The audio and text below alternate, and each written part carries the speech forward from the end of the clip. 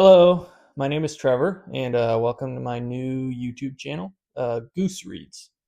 So I'm making this channel to kind of give me a space to talk about books and document and share my reads and my opinions to anyone who's interested. I'm primarily a fantasy reader, but I do branch out sometimes, and part of this channel is part of the purpose of this channel is to encourage myself to do just that. I chose the name Goose Reads as one, it's kind of a play on Goodreads, the book review app, and two, it also incorporates my favorite animal, the humble goose. For anyone that's watching this that knows me, they'll know that I always use kind of Goose as my username or my alias for things like gaming or online profiles or whatever. And as you can see behind me on my shelf here, I have various geese. I don't know if this one's in frame or not, including this one. Geese, mallards, other waterfowl are featured predominantly on my bookshelf. So for my first video on the channel, I wanted to go over what I consider the 5 best books that I read in 2024 and why. Originally, my first video was going to be me ranking all 14 books of my favorite series ever, The Wheel of Time, from least favorite to most favorite. But I did record that one with no notes and no script, and it turned out like shit. So I'm going to re-record that and then hopefully be posting it soon as my second video. So be on the lookout for that. If you enjoyed this one, hopefully you'll stick around and watch that one as well. So yeah, if you would like me to make a more formal, in-depth introduction video into who I am, my reading history, what my plans for this channel are, please let me know in the comments below, and I can do that. I think for the most part, this video is mostly going to be watched by people that I know in real life and have shared this with. But if you happen to stumble across this just by happenstance and you want to get to know me a little bit better, by all means, drop in the comments, and I'm open to making that kind of formal introduction video. But for now, let's get into Goose's top 5 reads of 2024. And starting with number 5 is going to be Words of Radiance by Brandon Sanderson. So this is book 2 in kind of Brandon Sanderson's magnum opus series, The Stormlight Archive. I read both books 1 and 2 last year, but I did prefer this one to The Way of Kings. Words of Radiance, book 2, features a lot more kind of action and general plot development compared to The Way of Kings, which is a lot of world building and kind of like setup stuff. It's a little bit slower. I've read a lot of other Brandon Sanderson works prior to this. I've read the Mistborn series, which should be in frame. Tress of the Emerald Sea, Yumi and the Nightmare Painter. I have not read Sunlit Man because they recommend that you read Stormlight before you read Sunlit Man, so I have not read that yet. This is definitely a really good book and a good series. The series in general hasn't quite gripped me like some of the other fantasy series that I hold in higher regard, like The Wheel of Time or A Song of Ice and Fire. I think in general it's because Stormlight is a little bit more sci-fi and a little bit more alien, and I think I just enjoy more of like a medieval or Renaissance type kind of inspired like fantasy, like sword and sorcery setting, just in general. So if you ask me after The Way of Kings, who I liked most within Stormlight, I definitely would have said Kaladin. But weirdly enough, after finishing Words of Radiance, he's not my favorite, which in general I think is kind of like blasphemous among Stormlight fans. So if you are a Stormlight fan and you want to shit talk me, go ahead. By all means, drop a comment. But in general, Dalinar and Shallan, I both think are actually more interesting to me, at least in Words of Radiance. I took a couple months off, actually, after finishing Words of Radiance from Stormlight. But I did recently start Oathbringer again, so I picked up the series again a couple weeks back. So I'm about halfway through that one, and I'm hoping by the end of this year to be all caught up through book 5, Wind and Truth. All right, on to number 4 for my top 5 books I read last year, and that is going to be Piranesi by Susanna Clark. I don't actually own a physical copy of this book. I read it on audiobook, so I'll hopefully slap a cover photo up on the screen if I can figure out how to edit that in. This is genuinely my first entry into video making or editing, so we'll see how that goes. I kind of picked up Piranesi on a whim. I was spending all of my leftover Audible credits and downloading my books because I wanted to cancel my Audible subscription because I did not want to support Amazon any longer. Down with capitalism or whatever. I started it on a commute because it was just kind of a shorter book, and I just instantly fell in love with it. I finished it in just a couple of days. I mean, Piranesi's character and like the world that he lives in, I mean, it's just so magical, and like the book is loaded with like whimsy and mystery and magic, and the way Clark writes is just, I mean, it instantly hooked me, and it made me go out and buy another book of hers, which I actually just started a couple days ago, Jonathan Strange and Mr. Norrell, and it's got me hooked as well. So maybe I'm just a huge Susanna Clark fan, and I need to do more research on her books. So if you want a review of that book when I'm done with it, let me know. And if you're in the market for, a quick kind of feel good, uplifting read, I cannot recommend a book more than Piranesi. All right, on to book number 3 in my top 5 of last year, and that is going to be The Will of the Many by James Islington. This is book 1 in a new series from him, The Hierarchy. And I mean, man, like outside of some of the Wheel of Time books, I probably chewed through this book faster in terms of like pages per day than like any book I've ever read.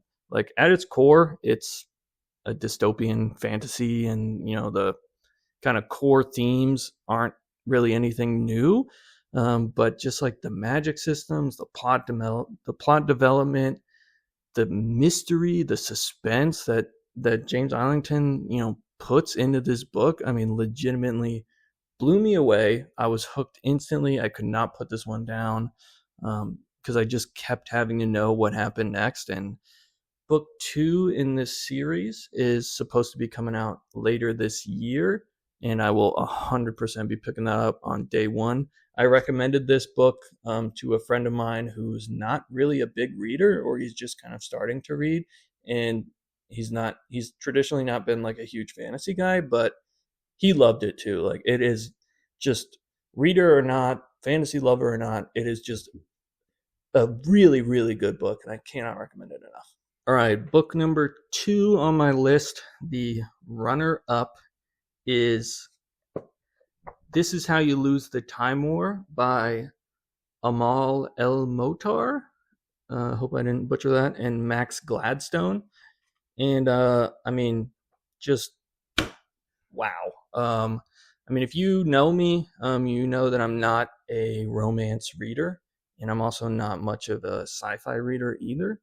I generally stick to fantasy, and I avoid romance, but this is a sapphic sci-fi romance book, ending up number 2 on my best books of 2024 because it's just that fucking good. Like, it is so incredibly good. It's a very short book. It's only like, I think it's less than 200 pages. It's like, my cat's joining the video, one of them.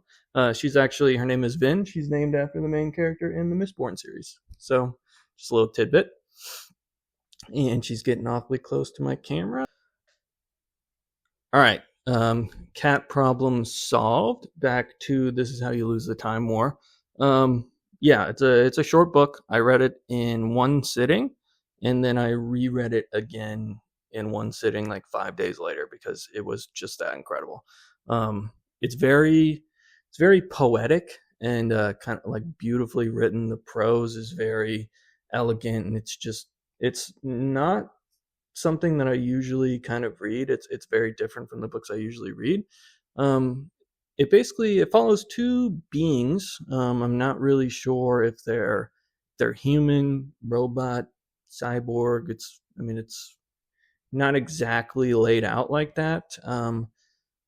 What they are, but they're traveling through space and time, essentially as like soldiers or agents, for two kind of like infinitely warring factions. They're chasing each other, running from each other, hiding each other, seeking each other, kind of all at the same time. And the structure of the book is each chapter is a new letter or message, left by one to the other. They in the book they kind of go by red and blue as their names, and these messages are being left for each other as they traverse these wildly different settings, location, eras, all kinds of different stuff. I mean, this book this book actually literally made me cry, which I almost never do. There's so much emotion packed into this short little book, and I mean, it blew me away. Everyone should read this. I mean,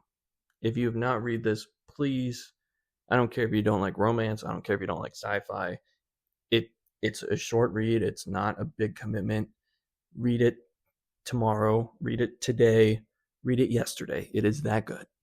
Okay, so based on the review that I just gave that book, you're probably thinking, what could possibly have beaten that book?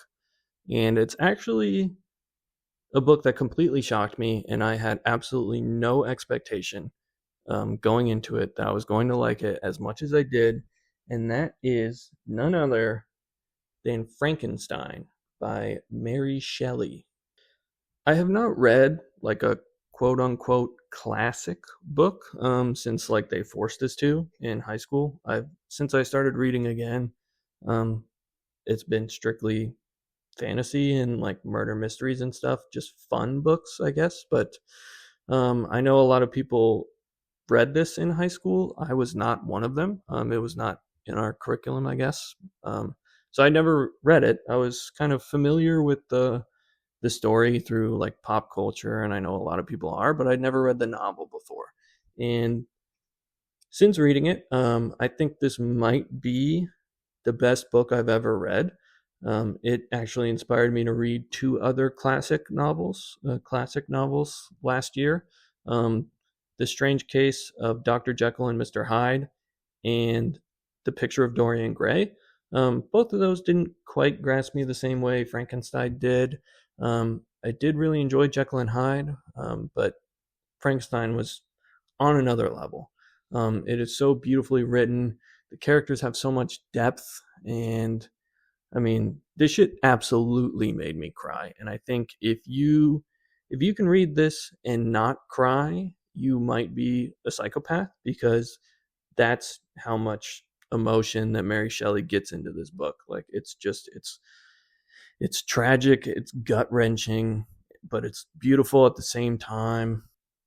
The only criticism I can give this book is the amount of times and how often Mary Shelley uses the word countenance, which I guess is kind of like an older English word, kind of meaning like a person's like visual like mood or like vibe of like their face, like, you know, sad, happy, whatever.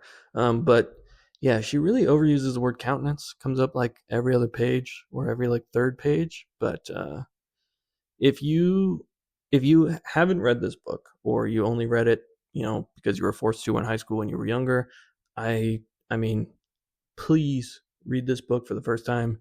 Read it again. I'm going to read it again over my life, probably a few times. I mean, this was a 10-star read on a 5-star scale. I mean, this book is amazing. It is amazing. So that's my list. Those are the five best books I read last year, and the conclusion to the first video that's going to be posted on this channel. Please, please, please, in the comments, leave any advice you have for me based on this video, critiques, criticisms. If you have anything that you want to say, it's welcomed, it's encouraged. Please let me know what kind of content you'd like to see me post in the future. Any book recommendations that you want to see me read and review, I can do that as well. I don't know exactly what I'm going to be using this channel for or what kind of content I'm going to be making.